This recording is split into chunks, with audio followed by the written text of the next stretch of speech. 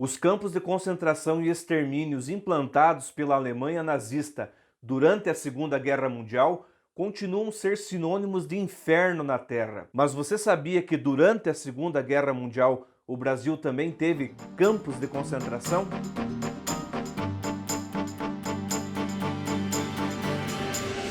Olá, meus amigos, eu sou o professor Gerson e antes de tudo eu quero agradecer a cada pessoa que está se inscrevendo e acreditando na proposta do nosso trabalho. Antes do vídeo de hoje, eu peço para que você se inscreva em nosso canal, caso ainda não tenha feito, deixe seu like, ative as notificações para poder acompanhar todos os vídeos que são postados semanalmente aqui no Se Liga na História. E vamos para o vídeo de hoje. Para começo de conversa, uma pergunta direta, objetiva e polêmica.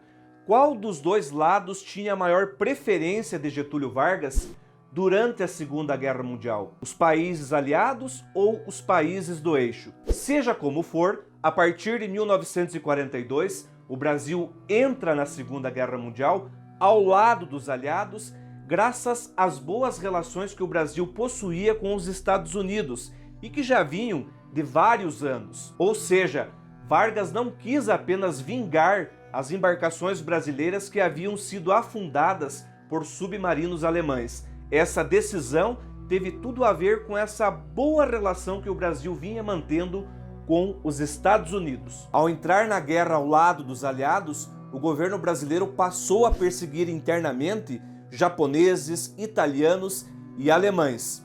A partir de 1942, foram instalados em vários locais do Brasil 11 campos de concentração para abrigar os chamados inimigos de guerra. Como o Brasil estava alinhado com os Estados Unidos, era preciso dar boas demonstrações de combate aos inimigos do eixo que estavam radicados no Brasil. É claro que os campos de concentração aqui no Brasil pouco tinham a ver com os campos de concentração e extermínios implantados pela Alemanha nazista. Mas uma coisa é certa, também não eram colônias de férias para os inimigos de guerra.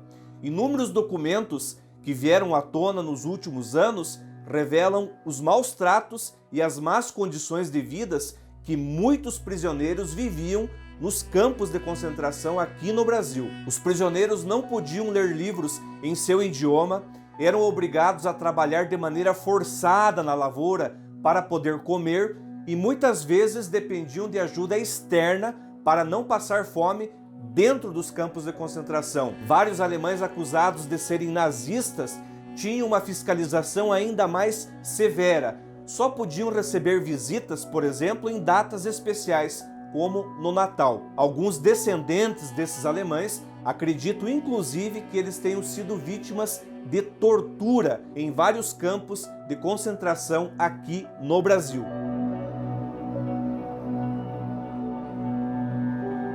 Durante a Segunda Guerra Mundial, o governo brasileiro passou a classificar o crime de espionagem como crime de guerra. Por conta disso, a maior parte dos prisioneiros nos campos de concentração no Brasil eram civis condenados por crimes de guerra, entre eles o crime de espionagem.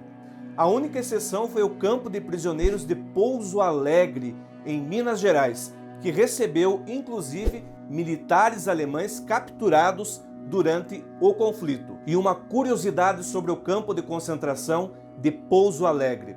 Neste local, o governo brasileiro adotou as regras da Convenção de Genebra de 1929. Sendo assim, os prisioneiros, principalmente os alemães, podiam usar as insígnias da hierarquia militar, bem como suas respectivas condecorações. Dessa forma, prevaleceu no local um certo clima de relativa liberdade entre os prisioneiros.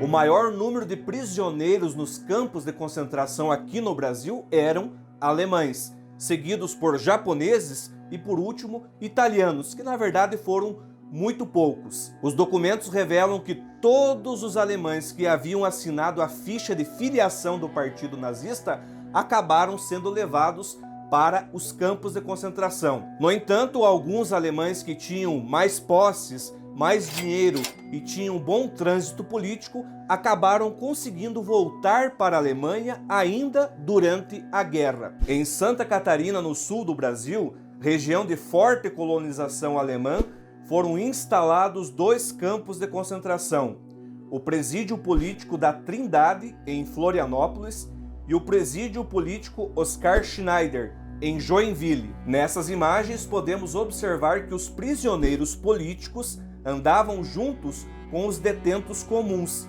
Isso contrariava a lei internacional que regia os campos de prisioneiros, que proibia terminantemente essa prática.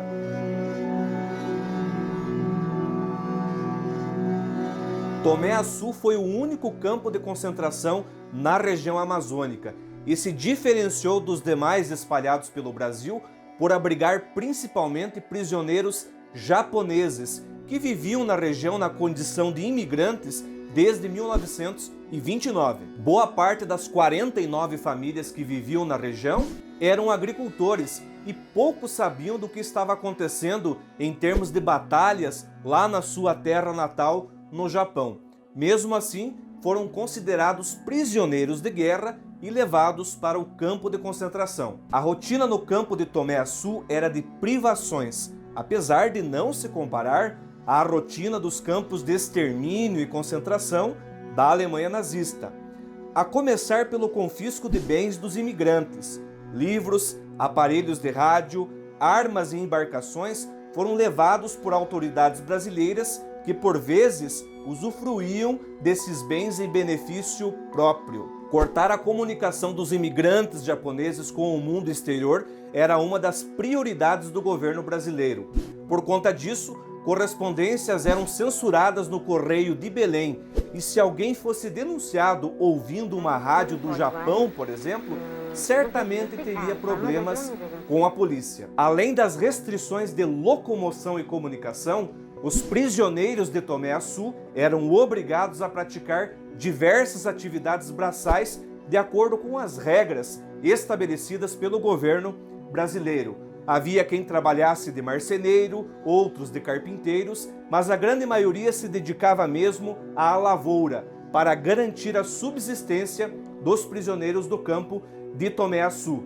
A energia elétrica era severamente racionada no local e às 21 horas da noite tocava o toque de recolher, obrigando a todos a ficarem dentro dos alojamentos. Os súditos do eixo ficaram presos nos campos de concentração brasileiros até agosto de 1945, 6 meses após a rendição da Alemanha e 1 mês antes da rendição do Japão. Após a libertação, muitos alemães, por exemplo, tiveram dificuldades de conseguir emprego, pois carregavam a pecha de nazistas. Pessoal, boa parte das informações que utilizamos no vídeo de hoje vem do excelente livro Prisioneiro de Guerra, Os Súditos do Eixo nos Campos de Concentração Brasileiros, da professora e pesquisadora Priscila Perazzo. Fica aí a dica caso você tenha interesse de se aprofundar um pouco mais no assunto. Um forte abraço e até a próxima. Tchau!